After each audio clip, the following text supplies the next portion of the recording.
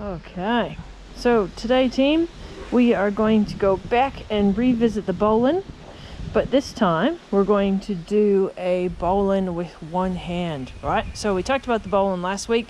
King of the knots, excellent maritime knot, really strong, right? This one is called the one-handed bowline. Now this is one of those knots that could save your life someday. All right, so let's say you fall overboard and someone throws you a rope, or you fall off a cliff and someone throws you a rope, okay? And maybe you're using one hand to tread water or hold on, and so this hand is either incapacitated or out of use, and you've got to do all the work with one hand. Now, you can do this with your right hand or your left hand.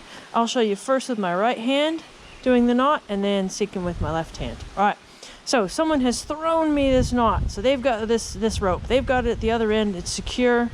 I'm going to take this rope and I'm going to put it behind myself. Okay, so this hand, like I said, maybe holding on, maybe treading water, okay?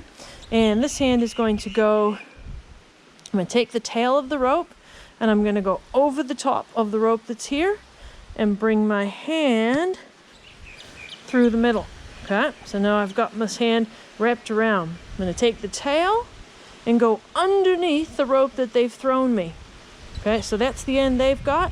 And now I've got this hand here with this rope. I'm never letting go of this. As soon as I pull this through and put tension on this, there is my perfect bowline. So they'll be pulling, I'll be pulling this tail. It'll tighten up, and now this loop is around me. Even if I lost consciousness or became more injured than I was or couldn't help myself, this loop that's around my body would allow someone to pull me back onto a boat or back up a cliff. Okay, and so there's your bowline, but your body is inside of it. Okay, and you've done all of it with just one hand. All right, so now I'm going to do the same thing, but I'm going to show you if I was a left-handed person. All right, so same thing. I'm in the water or I'm hanging on the cliff. They throw me this rope. They've got the tension end of the rope. I'm going to bring this rope around using my left hand. This leaves my right hand free to do whatever, tread water, hold on, whatever I'm doing. My left hand, there's the tail.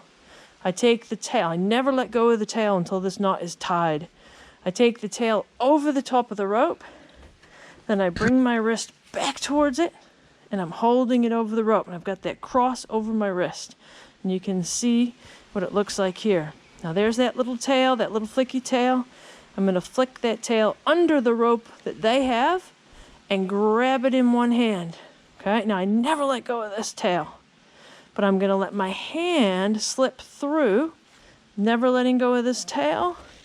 I'm going to hold on. They're going to pull me, and there, again, is my one-handed bowline.